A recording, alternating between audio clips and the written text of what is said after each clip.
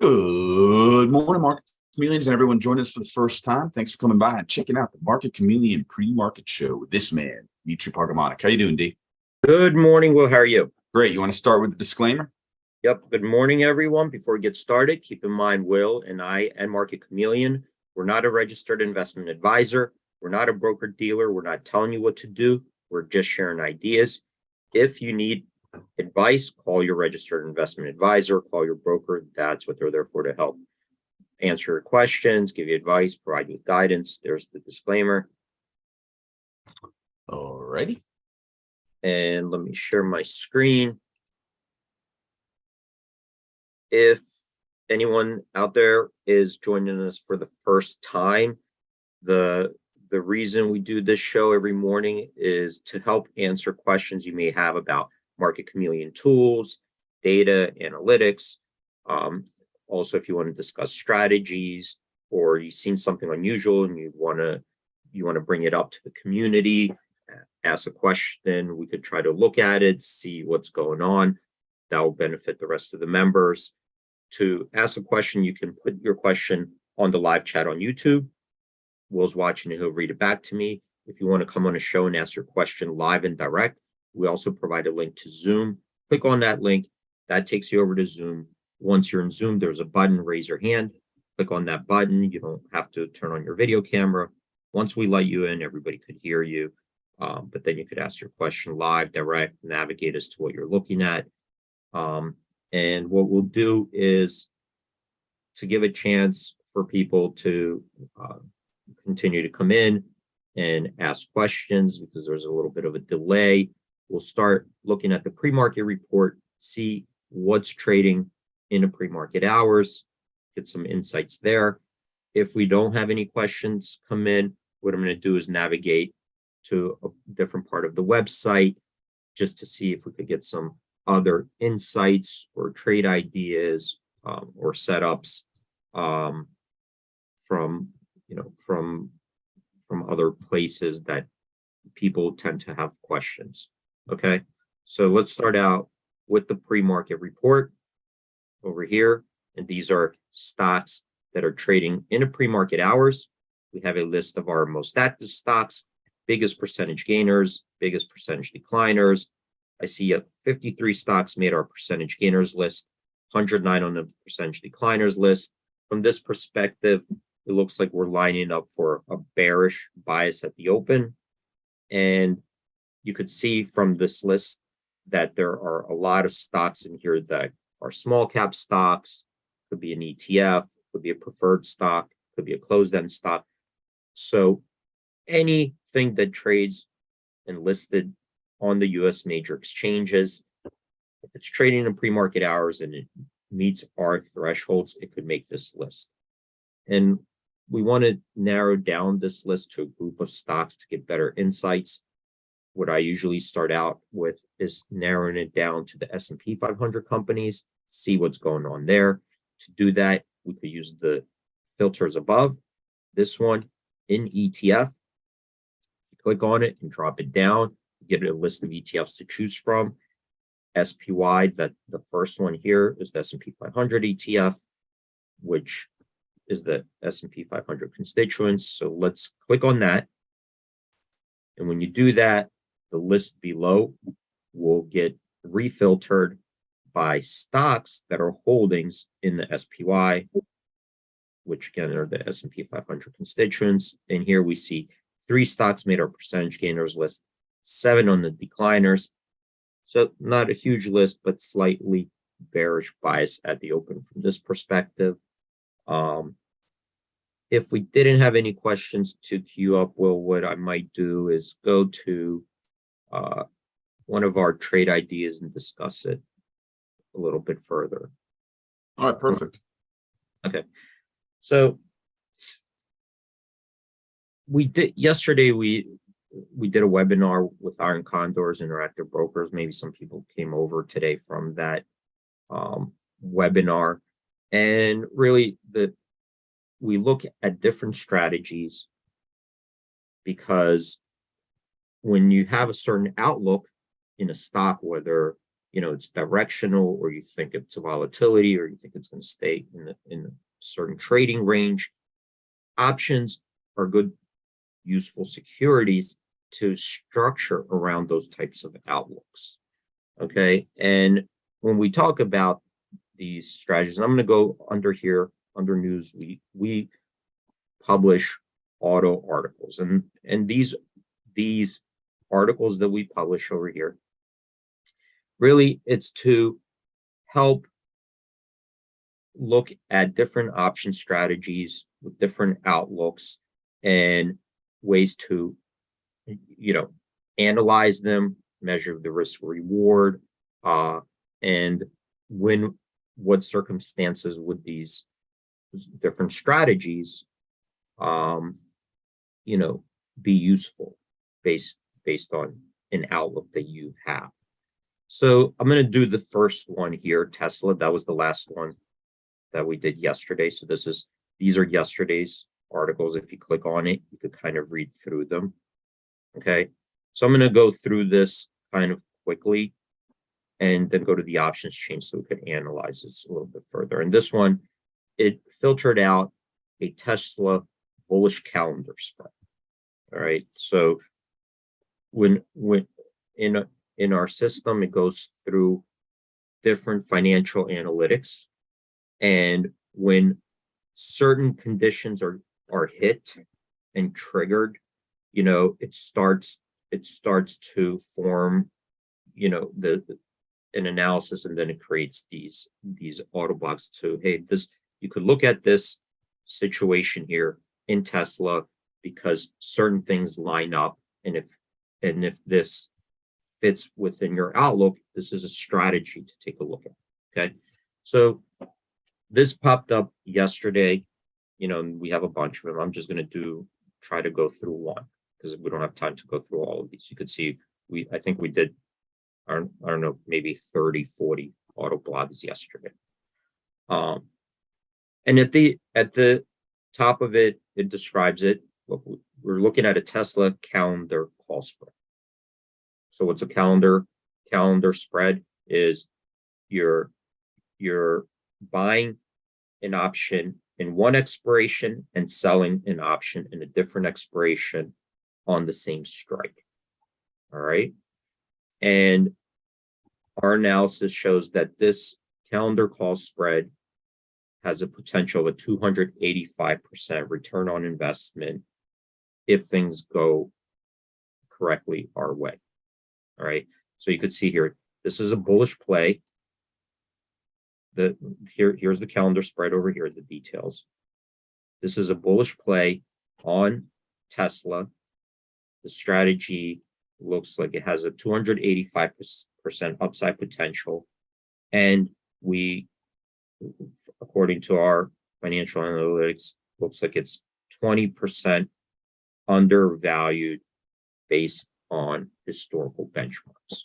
Right. So there are three reasons here that this was triggered. One was that whatever was happening yesterday in Tesla, and we're analyzing signals, it had more bullish than bearish. There's reason to believe that it was giving us a bullish, I guess, the way it was trading yesterday, the way it was behaving yesterday, there are a decent amount of bullish indicators to say, let's take a look at a bullish setup. Okay. Doesn't mean we don't know if Tesla is going to go up or down, but there are good indicators to say, let's look at a bullish setup based on right up to that point, it was trading in a bullish manner. So whatever the system was reading at that time, I don't have time to completely go into all of them, but whatever it was reading was behaving in a bullish manner. So then it started to scan for bullish setups. And one of them was this calendar spread. So this calendar spread is the following. It picked out selling the March 3rd 35 call and buying the March 17 235 call for a debit price of 285. Okay, so that's what initially scanned, and then it went through the analysis of this call spread. Of this calendar call spread. Okay, so debit of 285. So let's first take a look at it. Tesla was up yesterday.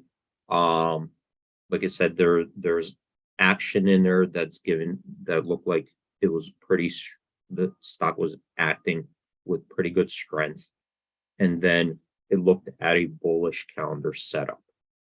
And when we look at the one thing when we're analyzing a strategy is we kind of want to visualize what are the risks and rewards of this strategy. Okay, so we know we have the bullish outlook here. What do we think is the risk?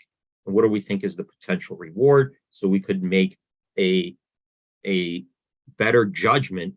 Is the risk worth the potential reward? Right? You always want to know that, because you don't want to risk a lot for a little reward, or because it wouldn't make sense. So that's always something you want to try to evaluate. So we come down here, and this shows us a chart of, now with a calendar spread, when we talked about this, it's a little bit harder to figure out all the risks and rewards at every point, because these two options expire on different expirations. So March 3rd, the first option expires, but you still have an option left till March 17th, which will mean that on March 3rd, this option will either be worthless because the stock is below 235, or if the stock's above 235, it's going to have a value based on the difference between the stock price and the strike price. So it's going to be in the money, right? So whatever parity is.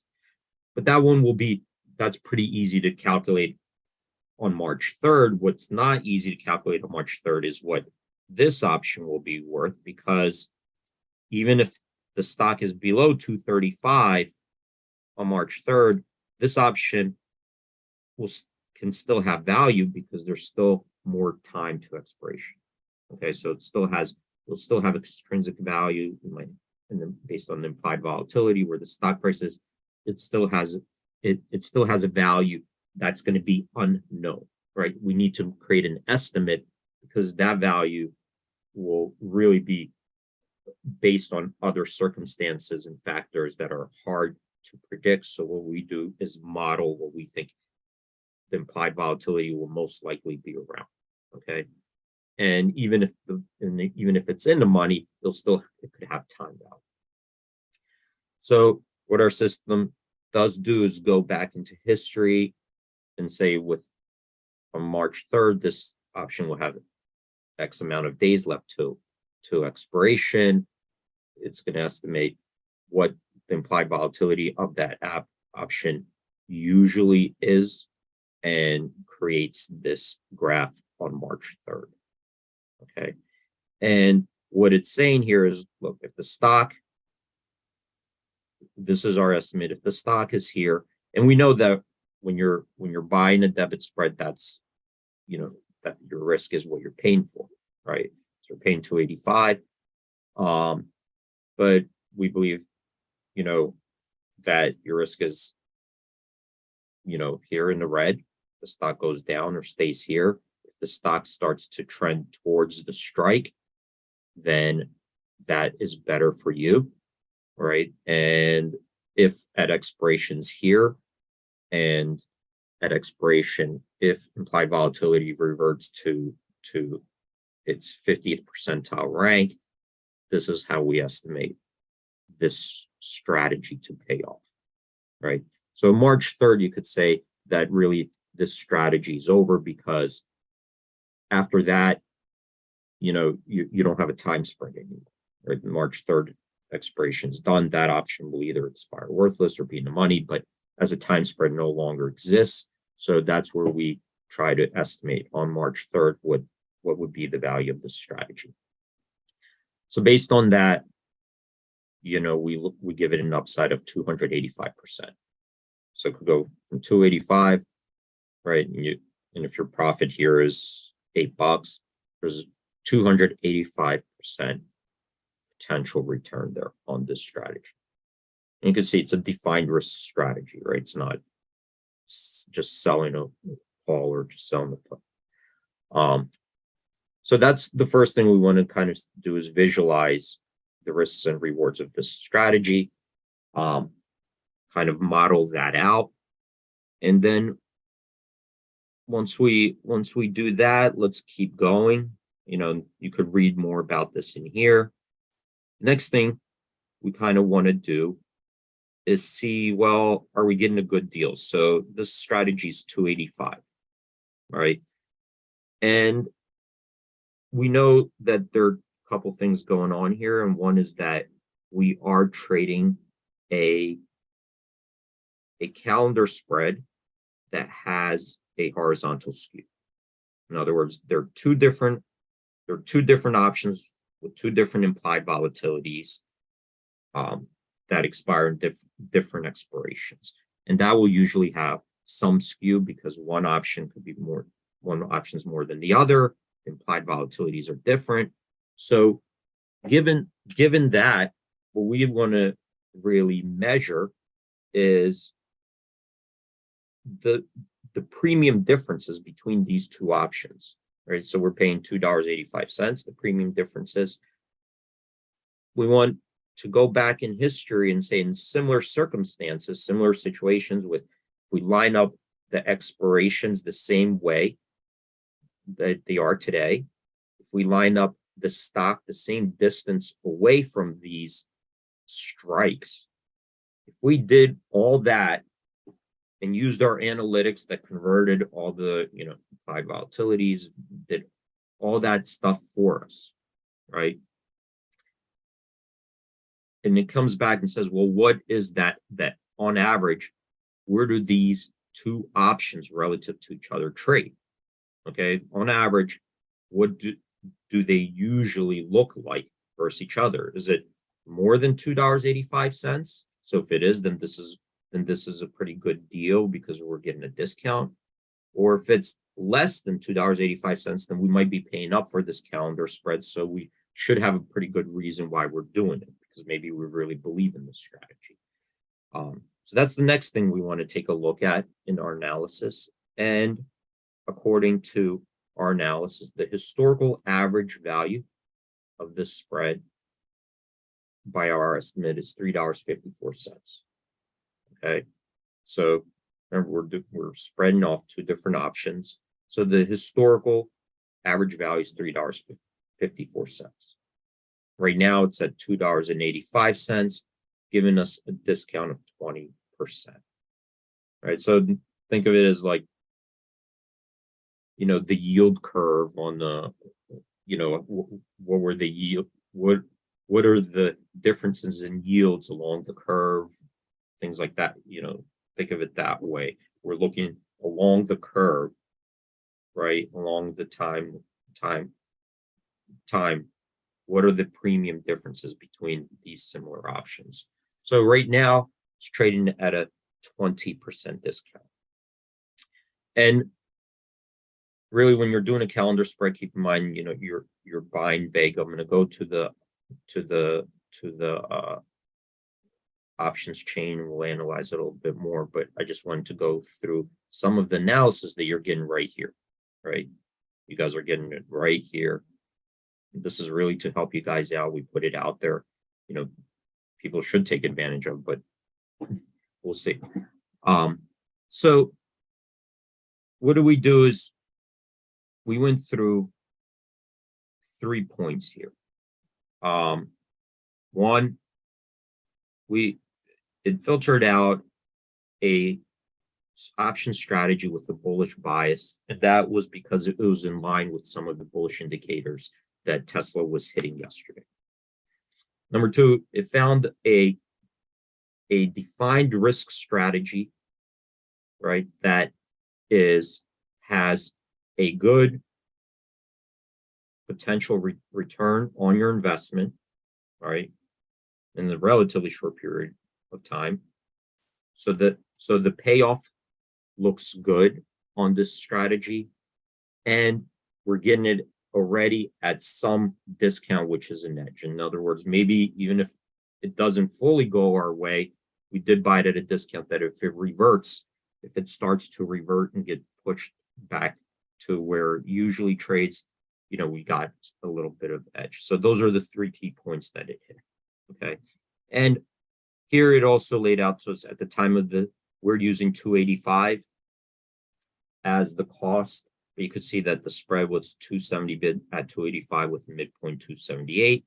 So if you get it closer to midpoint, that even allows you to get it at a better discount, right? And that's what you should be trying to do as a trader, getting it, see if you could actually execute it at a better discount than that. All right, so let's take a look let's click on this to go to the options chain. Right, so use this on the options profit calculator. I'm going to click on this. It's going to take me to the Tesla options chain. And it populated selling the March 235 call, buying the March 17th. So I'm selling March 3rd, 235 call, and buying the March 17th. So it's coming out here. 235 call for 860. So obviously the prices are changing. These are dynamic. So the article just takes a snapshot in time. One thing to consider there, I see this little C here, which is indicating, it's giving me an indicator something's going to happen that covers that expiration. So when I'm hovering over it, it's telling us that there's going to be on March 1st, Investor Day. Okay, so there is a company event coming up that could cause the stock perhaps to move around more than usual. Maybe that's a catalyst for bullish play as well. But there is something coming up, keep in mind, that covers this strategy, because March 1st will cover both options, right? So this will happen before the March 3rd expiration. You want to keep that in mind. So we have, when I clicked on it, it has both these legs set up for us. Calculate. And here we go. So this is the most, this is the most recent prices here. It changed. We could see that the calendar spread, what it looks like, that's our estimate at March 3rd expiration. Okay. So you can see here, March 3rd expiration, because that's when this strategy will end. Even though March 17th, is after March 3rd, this strategy as a time spread will end on March 3rd. Okay. So here we can also move things around, and let's just assume if we wanted to. Okay, let's look at this first, actually. So if we set up this strategy, you can see here that it has a slight positive delta, meaning bullish buys. It's a short, I guess, neutral gamma. There's a positive vega, positive theta. So what does positive vega mean?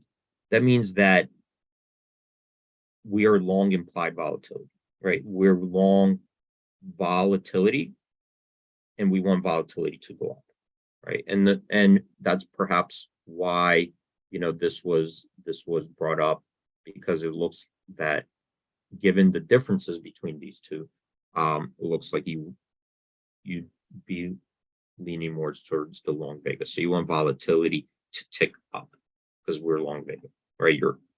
Whenever you buy an outer month, the vega of an outer month is higher than the vega in the near term months. And let's quickly, because I've actually been going through it longer than I thought. So let's take a look at that IV theta. So we kind of have a picture which way we want the stock to go. It's here. So we want it to keep floating higher, going to that strike. So we got a bullish bias. And we want volatility to go up. Okay. And if we wanted to test that out and say, well, what if volatility on March 3rd is down?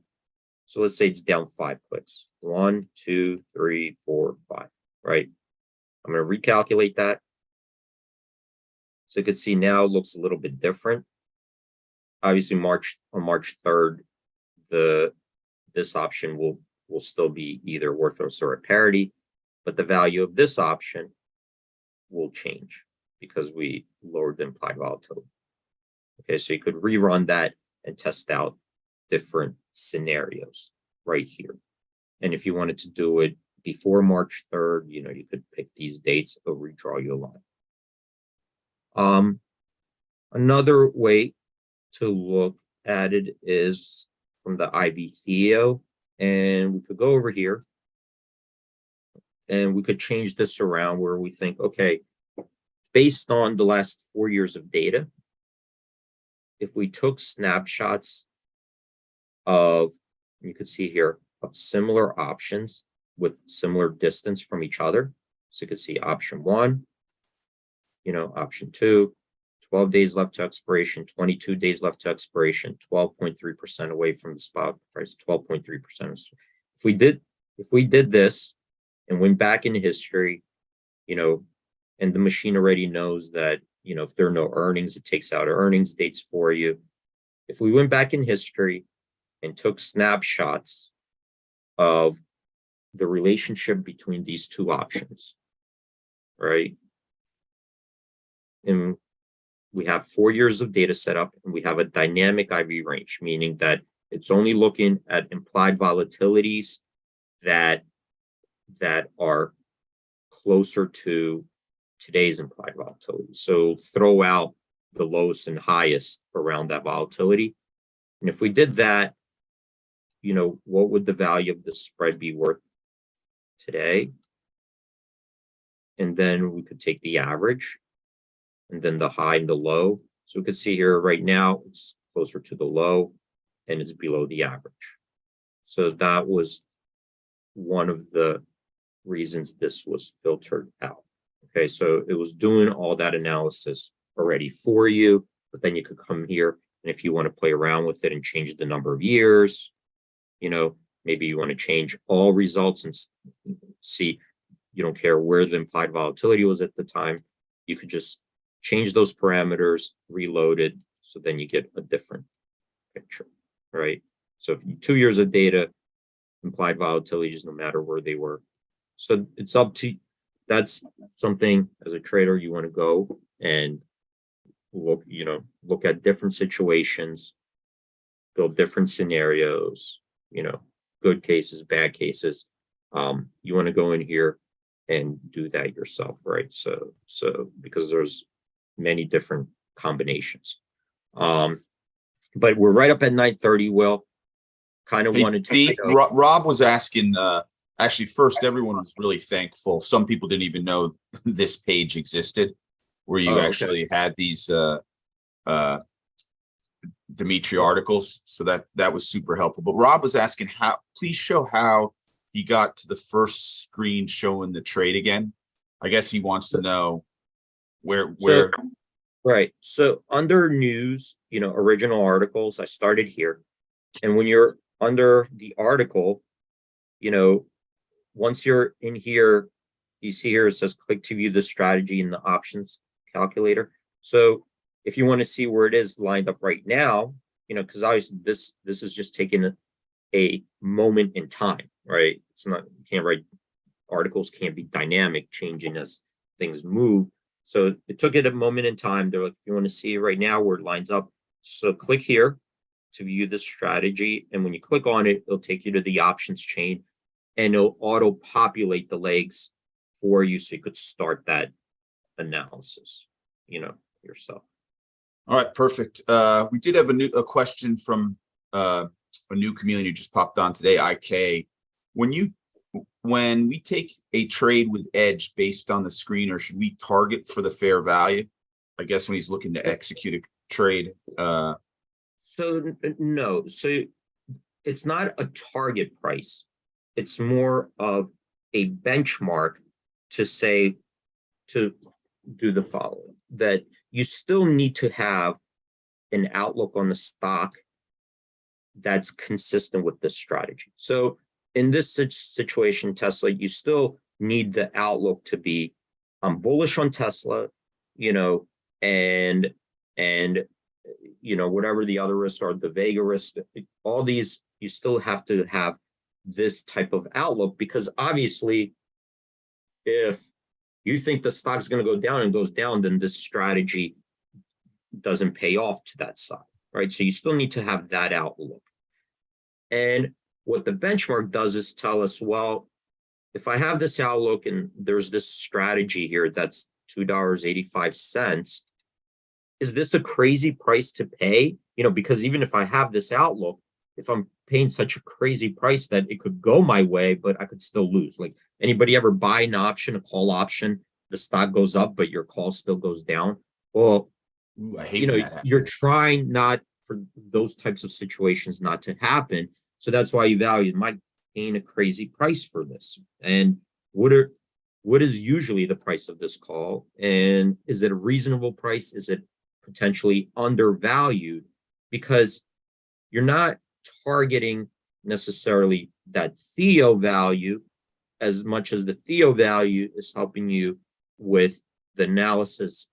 Am I getting a good deal? Am I overpaying for this strategy, right? That's what it's more trying to help you do, right? Because in the long term, that's what it's saying. That's where the average price is, okay? But, that doesn't mean that's your target price. That's more of a benchmark of, hey, this strategy looks decent because it's in line with my outlook. It has a good risk reward ratio. It seems either reasonably priced or pretty cheap that I have an edge theoretically, because obviously if this scenario pays off, right, and you do make that, well, not only did you, that it paid off for you and reached your target price, but you got it at a 20% discount, which actually made it more profitable, right? And if it doesn't pay off and it hits and you lose, well, at least you didn't pay a ridiculous price and lost more. You actually paid a decent price, but it just didn't work out for you. So that's what it's trying to do, is say, hey, because if I'm looking at this, I have no idea. And I've been trading for a long time, and I have no idea if I'm looking at this, is this a good price for a Tesla 12-day option or not? Unless I go back and get my benchmarks and I'm able to do that analysis, there's no way for me to know that, right? And I could just say it looks decent, right? It looks cheap or it looks expensive, but there's no way for me to analyze that financially without using data and seeing, is this a reasonable price or not? All right, Dima, we're 4 minutes into the opening. Great job exposing something new every day. Is that Chameleon? Is that Dimitri AI? Is that MarketChameleon AI that's producing those? I guess you could say it's kind of in AI, but I mean, it's an algorithm. It's definitely an algorithm. I'm not sure if I could call that part of it as an AI. You're not asking it questions and, just kind of produces it and shows it to you. So it's not, I don't know what people consider AIs anymore. Is it like something that you're communicating with, back and forth? So, well, it's pretty awesome. Yeah. Anyways, thanks so much, buddy. Guys, thanks everyone for joining. Stay safe out there. Have a great